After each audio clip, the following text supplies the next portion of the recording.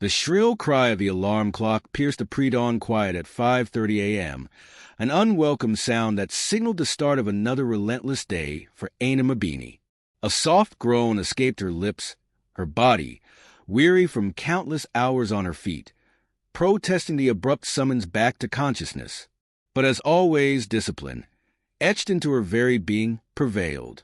She silenced the buzzing intruder, whispered a quick, silent prayer for strength and resilience, and swung her legs out of bed.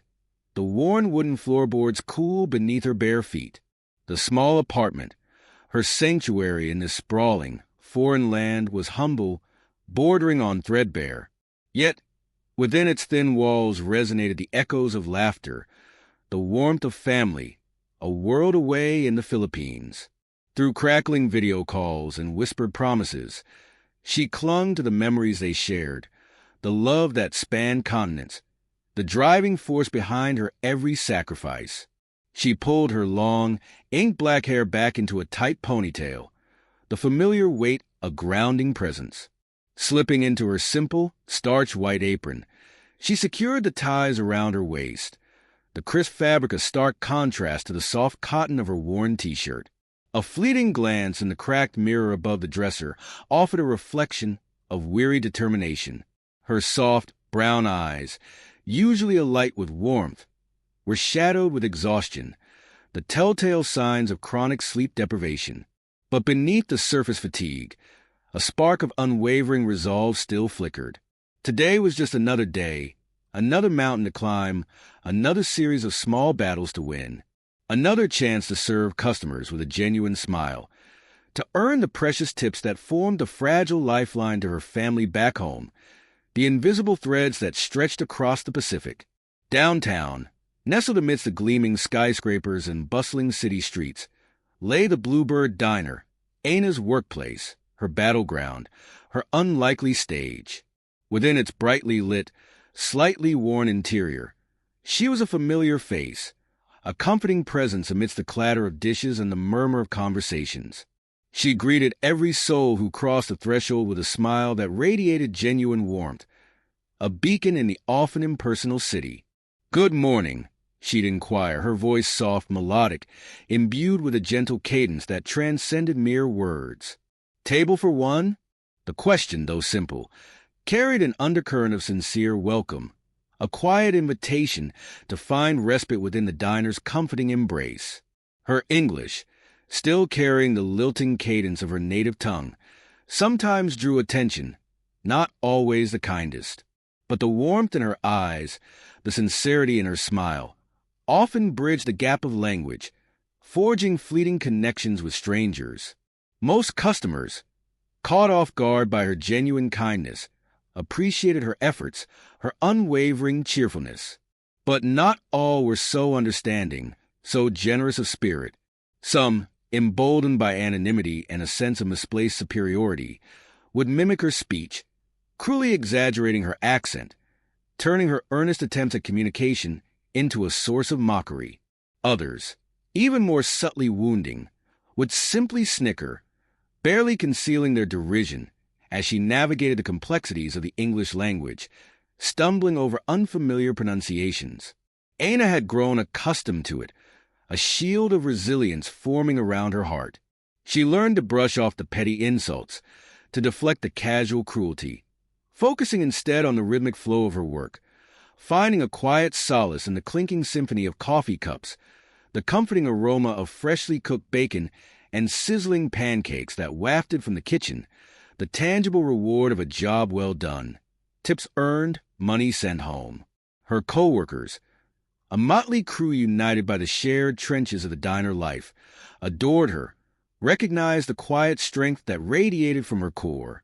Karen, a fellow waitress with a sharp wit and a fiercely protective nature, often voiced her admiration for Hana's unwavering resilience. "I don't know how you do it, Hana," Karen confessed one harried morning as they frantically prepped for the impending lunch rush, the air thick with the scent of coffee and impending chaos. "If someone mocked me like they mock you, I'd lose it. I swear, I'd flip a table." Hana smiled gently, a serene, almost otherworldly calm settling over her features as she adjusted her apron, her movements graceful and unhurried even amidst the growing frenzy. "It's okay, Karen," she murmured softly, her voice devoid of bitterness, devoid of self-pity. "People can say what they want. It's noise. I know who I am. That's enough."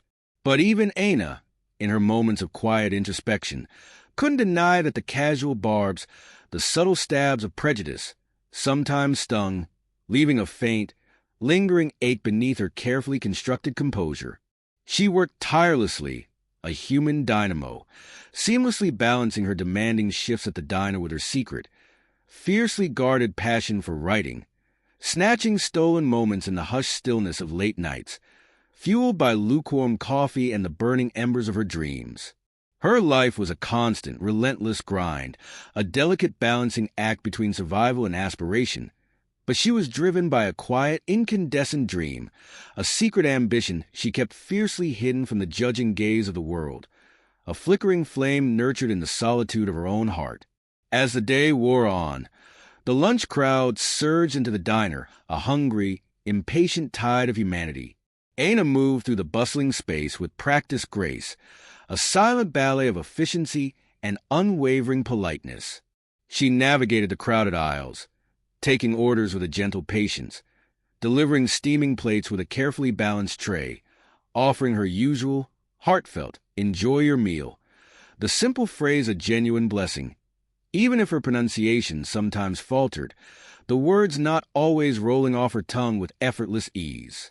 A few regulars, their faces softened by familiarity and genuine warmth, smiled back at her, their eyes acknowledging her cheerful demeanor, appreciating the quiet dignity she brought to her demanding role. Even if her words occasionally stumbled, her accent a constant reminder of her otherness.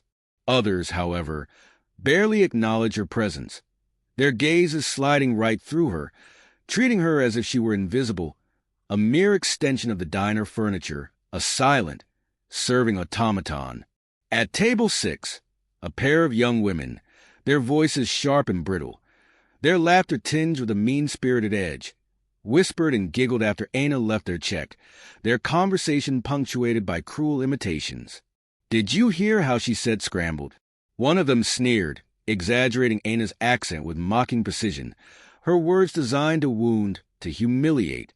Hana heard it, of course, the cruel mimicry echoing in the noisy diner, a sharp, familiar sting. But she pretended not to, her face remaining impassive, her expression carefully neutral. Instead, she straightened her apron, picked up her order pad, and headed back to the counter, her movements fluid, her hands steady, betraying none of the turmoil that churned beneath her calm exterior. Her heart, however, felt heavy, a leaden weight in her chest, a familiar ache of being judged, of being diminished, of being reduced to a caricature. As she moved through her relentlessly demanding shift, Hana remained composed, a mask of quiet professionalism shielding her inner world. She didn't let the casual giggles, the whispered insults, the condescending glances break her stride, didn't allow their petty judgments to derail her purpose. She had bigger dreams, far grander aspirations than the small, fleeting moments of judgment others carelessly directed at her, their prejudice bouncing harmlessly off the shield of her unwavering resolve. By the time the lunch rush finally began to ebb, the diner slowly emptying of its hungry hordes, Hana had a brief, precious moment to catch her breath, to reclaim a sliver of peace amidst the lingering chaos. She poured herself a cup of lukewarm coffee, the bitter liquid of familiar comfort, and gazed out the window, her gaze drawn to the busy street outside, the relentless flow of city life. A small, almost imperceptible smile, a flicker of inner joy, crept onto her face as she thought about the novel she was working on, the secret world she had built word by painstaking word. It was her safe space, her sanctuary, her escape from the often harsh realities of her daily existence. For Hana, storytelling was more than just a passion, more than just a creative outlet. It was her lifeline, her escape hatch, her refuge from a world that often misunderstood her, that too often reduced her to a stereotype, an accent, a job title. Her reprieve, however, was short-lived. a fleeting moment of quiet contemplation before the relentless demands of her reality reasserted themselves. The cheerful jingle of the bell above the diner door shattered the momentary stillness, signaling the arrival of a new customer, a fresh demand on her weary reserves. Hana straightened her apron once more, smoothed back her hair, and turned, her practiced smile already forming on her lips.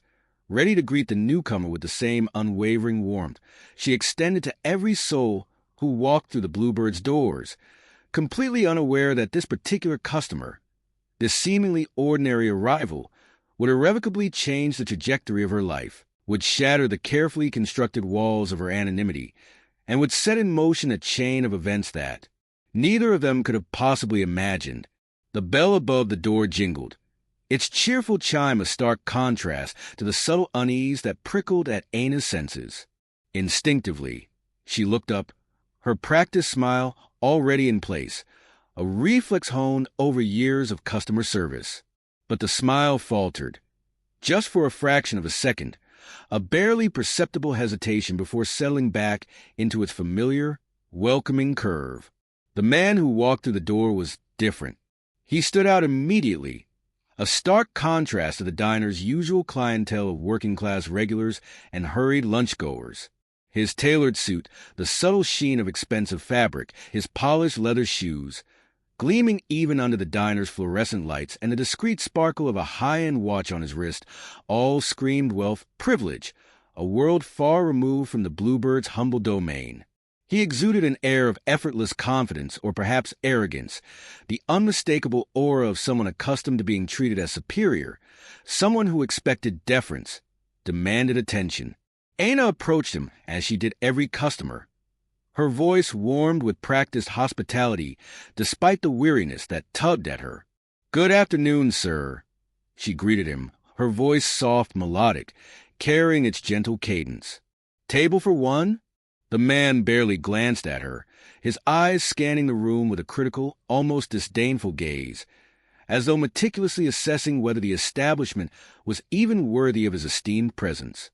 "Yeah, whatever," he muttered, waving his hand dismissively towards the empty booths, his gaze still sweeping the diner interior, his attention focused anywhere but on her. Karen, wiping down the counter nearby, raised a skeptical eyebrow, her lips twitching in a silent commentary, muttering under her breath, "Here we go." Hana, unfazed by his dismissive demeanor, led the man to a booth by the window, the one bathed in the afternoon sunlight, a small island of relative privacy amidst the diner's open layout. She placed a pristine menu in front of him, the laminated pages slightly worn but still clean, offering a silent invitation to peruse the diner's simple offerings. "Please take your time, sir," she said gently, her voice calm, professional. "I'll be back to take your order when you're ready." Yeah, he repeated, not looking up, his gaze already fixated on his phone, his attention already drifting away, dismissing her presence as easily as he had dismissed her greeting. Gregory Kingston, as he later introduced himself with an air of self-importance, was a prominent businessman, a rising star in the corporate firmament. He had ascended the corporate ladder with meteoric speed, his name whispered with a mixture of admiration and apprehension in the hushed hallways of power. He had cultivated a reputation for his ruthlessness, his unwavering ambition, his laser focus on success. He prided himself on knowing the best of everything, the finest restaurants, the most exclusive wines, and certainly the people he deemed worthy of his attention, those who could further his relentless climb. A diner like the Bluebird, with its formica tables and mismatched chairs, was decidedly not his usual scene, a jarring departure from his meticulously curated world of fine dining and exclusive establishments. But he was in town for a last-minute meeting, a high-stakes negotiation that demanded his immediate presence, and he hadn't wanted to waste precious time waiting for a reservation at a more suitable venue. The Bluebird, in its unassuming simplicity, was merely a temporary, utilitarian stopgap, a place to grab a quick, unmemorable meal before returning to the real business of his day. As Hana approached his table again, her order pad in hand, her smile still firmly in place, Gregory's tone sharpened, impatience lacing his words. "Let's keep this quick," he instructed brusquely, tapping his gold-plated pen impatiently on the table, the metallic click echoing in the relative quiet of the booth. "I have a meeting soon. I'll have the steak, medium rare, and make sure it's cooked properly. I don't want to send it back."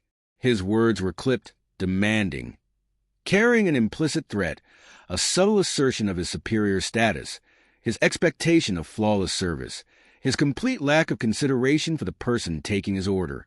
Hana nodded calmly, her expression unwavering, jotting down his order on her notepad with practiced efficiency. "Yes, sir. Steak, medium rare. It will be ready soon." Gregory's eyes narrowed slightly as she spoke, his gaze suddenly focusing on her. Picking up on the subtle cadence of her speech, the unfamiliar lilt in her voice. "Where are you from?" he asked abruptly, the question more an interrogation than a genuine inquiry, his tone more curious than kind, more analytical than empathetic. Hana hesitated for a fraction of a second, and used to such direct, personal questions from strangers, especially those who exuded such an air of cold authority. "The Philippines, sir," she replied softly, her voice barely above a whisper.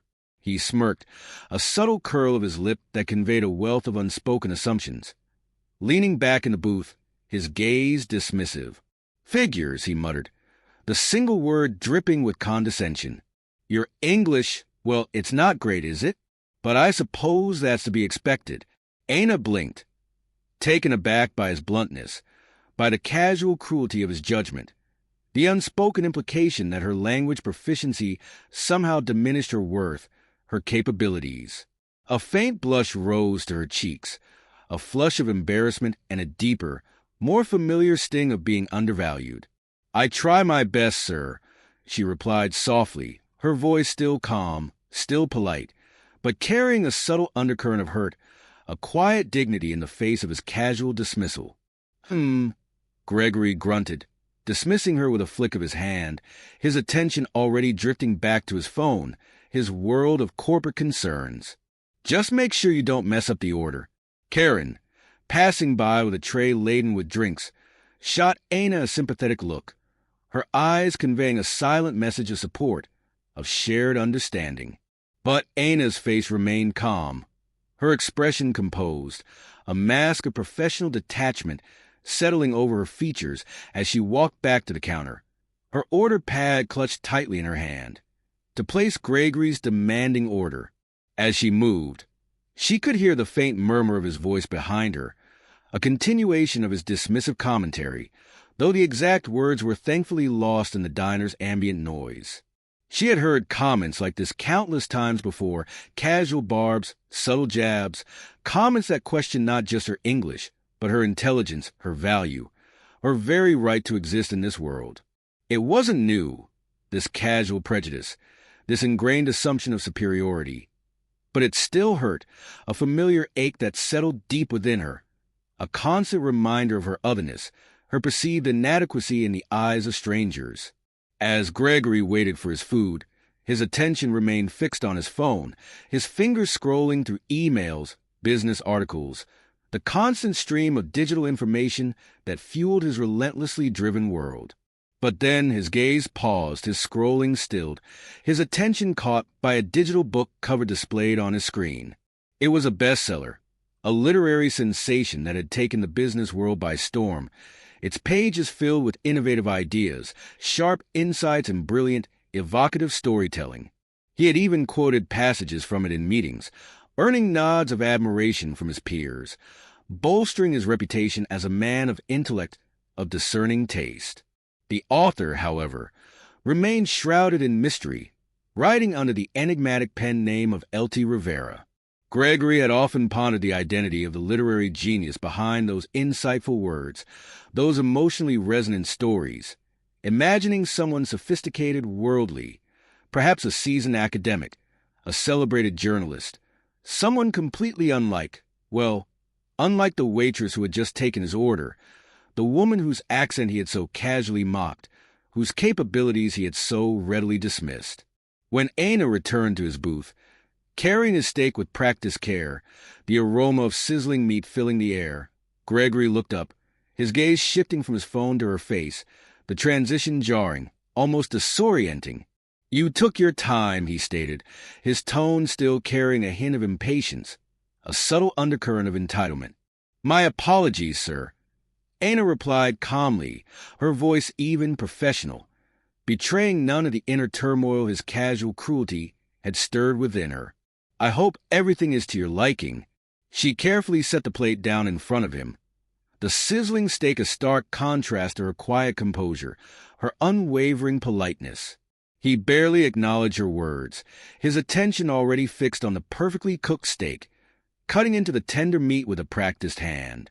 As he chewed, his gaze flicked back up to her face, his expression still carrying that subtly mocking edge, that ingrained sense of superiority. "You know," he began, his words laced with a condescending tone, the words of a man accustomed to offering unsolicited advice, to dispensing judgments without consequence. "If you're going to stay in this country, you should really work on your English. It's embarrassing." Karen, wiping down the counter with more force than necessary, gasped audibly from behind the counter, her reaction a silent exclamation of outrage, a visceral response to Gregory's casual cruelty. But Hana didn't flinch, didn't betray a flicker of anger, of hurt, of indignation. Instead, she simply nodded slightly, her gaze steady, her voice calm, almost serene in its quiet dignity. "Thank you for your feedback, sir," she replied, her voice devoid of sarcasm, devoid of bitterness, simply a quiet acknowledgement of his unwarranted criticism. "Please, enjoy your meal." And with that, she turned and walked away, her head held high, her posture erect, leaving Gregory to chuckle to himself, a self-satisfied sound that echoed in the sudden silence of the booth, convinced he had put her in her place, that he had delivered a valuable, albeit unsolicited, lesson in American assimilation. Hana, meanwhile, retreated to the relative sanctuary of the kitchen, the clatter of dishes and the shouts of the cooks a welcome distraction from the sting of Gregory's words. Gripping the cool stainless steel counter for support, she closed her eyes for a moment, taking a deep, steadying breath, the scent of frying onions and simmering sauces filling her lungs. She had endured worse, far worse, in her life, faced challenges that dwarfed this petty insult, overcome obstacles that would have broken a less resilient spirit. But today, for some reason, the weight of his words felt heavier, more oppressive, a subtle accumulation of all the casual prejudices, all the unspoken judgments she had absorbed over the years, settling upon her spirit like a suffocating blanket. She reminded herself of her quiet mantra, the words she repeated to herself in moments of doubt, in moments of despair, the simple, powerful affirmation that anchored her to her own truth. Stay calm, stay kind, stay strong. Gregory finished his meal, devouring the steak with a perfunctory appetite, his mind already racing ahead to his upcoming meeting, his encounter with the waitress already fading into the background noise of his busy day. He paid the check, leaving a generous tip, a performative act of magnanimity, as if to demonstrate that he was above reproach, that his casual cruelty was merely a form of constructive criticism, a well-intentioned, if somewhat blunt, attempt to help a struggling immigrant. And then, without a second glance in Hana's direction, without a flicker of remorse, he left the diner, disappearing back into the bustling anonymity of the city streets, completely unaware of the profound impact his casual words had had, the quiet storm he had inadvertently ignited in the heart of the unassuming waitress. Letitia watched him go, a silent observer in the diner doorway, grateful for the momentary reprieve, the blessed silence that descended upon the bluebird after his departure.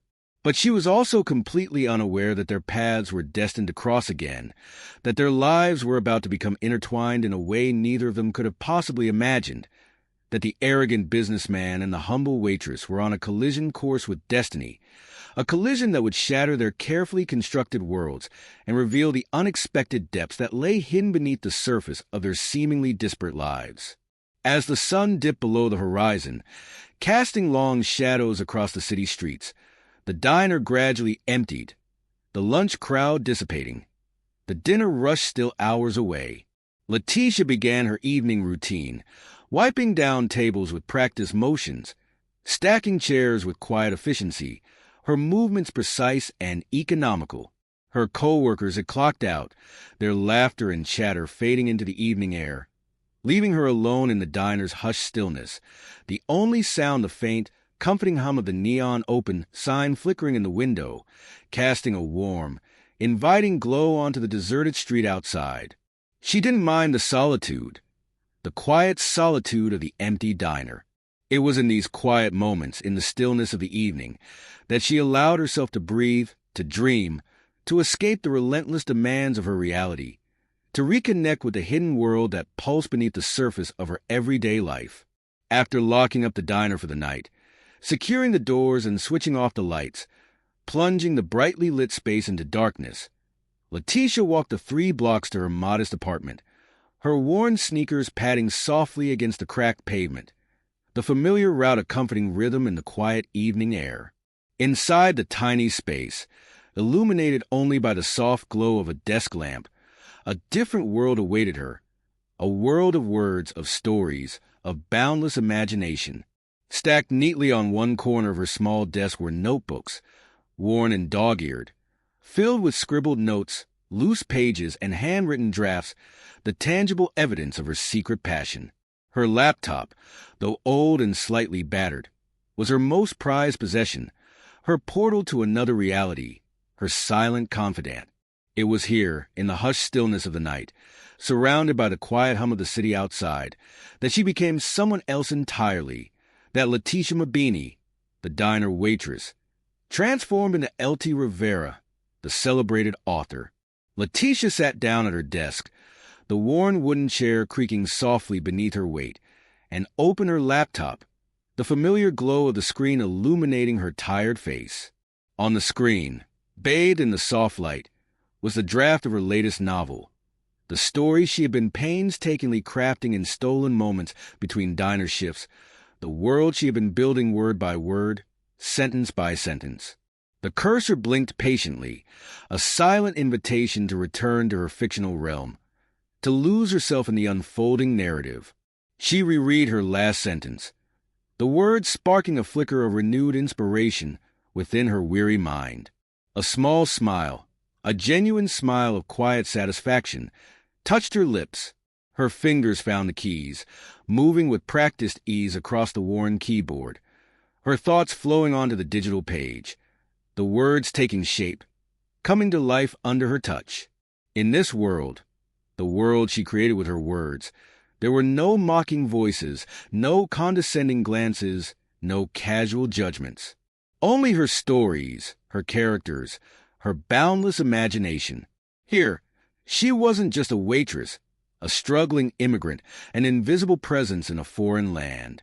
She was a storyteller, a weaver of worlds, a best-selling author writing under the enigmatic pen name of L.T. Rivera. Letitia had published 3 novels already, each one climbing to the top of the bestseller lists, her stories resonating with readers across continents, translated into multiple languages, praised by critics for their emotional depth, their lyrical prose, their profound ability to inspire and move. Gregory Kingston himself, the arrogant businessman from the diner, had quoted her work in meetings, unknowingly praising the genius of the very woman he had so casually belittled, so readily dismissed. Letitia's journey to becoming a published author hadn't been easy, a long and arduous climb paved with rejection, self-doubt, and countless sacrifices. Back in the Philippines, in the small provincial town where she had grown up amidst poverty and hardship, she'd written stories in the margins of her school notebooks, scribbling her dreams onto scraps of paper, imagining worlds far removed from the realities of her own constrained existence.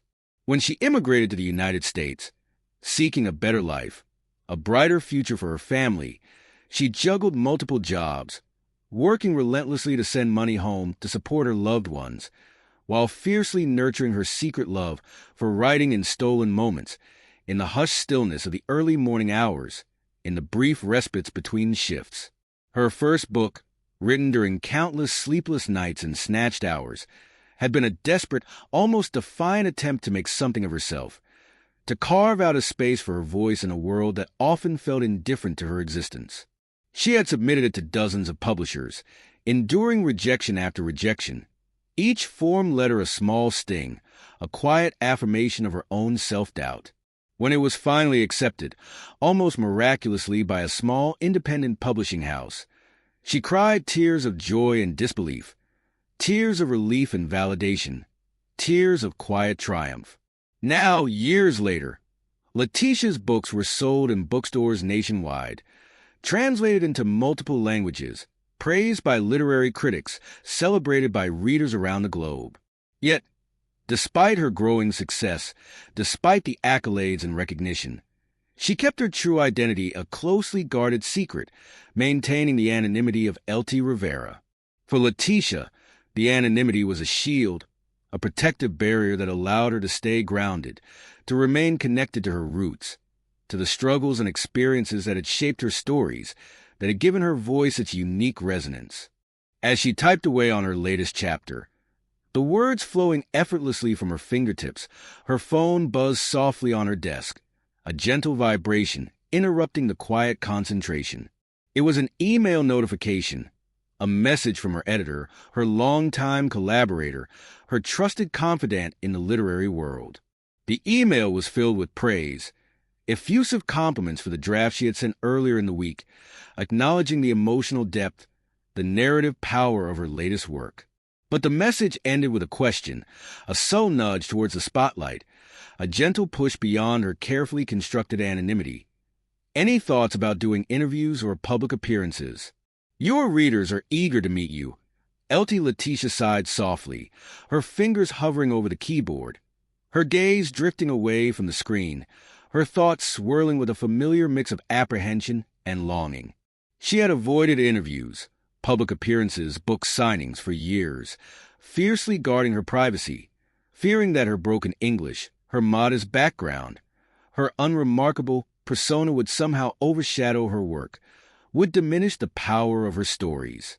She wanted people to focus on her words, on her narratives, on the world she created, not on the person behind them, the humble waitress with the lingering accent.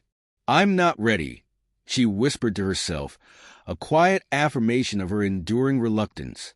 And then, with a sigh of resignation, she began typing a polite but firm response to her editor, reiterating her desire to remain anonymous, to let her stories speak for themselves, at least for now. "Maybe someday," she wrote, the words carrying a faint whisper of hope, a distant possibility lingering in the back of her mind. "Maybe someday, when I'm ready," after hours of writing, lost in the fictional world she had created, Letitia finally closed her laptop, the screen dimming, plunging her small apartment back into soft shadows. She leaned back in her chair, stretching her tired muscles, her gaze drifting to the small framed photo on her desk, a cherished memento, a constant reminder of her purpose. It was a picture of her family back home, her children, her parents, their faces smiling back at her, their love radiating across the miles. They didn't know the full extent of her success, her secret identity as L.T. Rivera. She hadn't wanted to burden them with questions, with expectations, with the complicated realities of her double life, the constant juggling act between her public persona and her private reality, the stark contrast between the celebrated author and the humble waitress. The truth was, Letitia didn't see her job at the diner as a burden, as something to be ashamed of, as a barrier to her literary aspirations. It was, in its own way, a source of strength, a grounding force, her way of staying connected to the everyday struggles, the ordinary lives, the quiet triumphs and heartbreaks that had shaped her stories, that had given her writing its unique voice, its profound emotional resonance. Little did she know, as she sat there in the quiet solitude of her apartment, gazing at her family's smiling faces, that the arrogant customer from the diner, Gregory Kingston, the man who had so casually dismissed her, so readily judged her, was about to stumble upon her closely guarded secret, to inadvertently unravel the carefully constructed walls of her anonymity. And when he did, when the truth was finally revealed, it would set off a chain of events, a ripple effect of unexpected consequences, that neither of them could have predicted, that would irrevocably alter the course of their lives and would ultimately reveal the profound, transformative power of human connection, the surprising grace of second chances, and the enduring strength of the human spirit.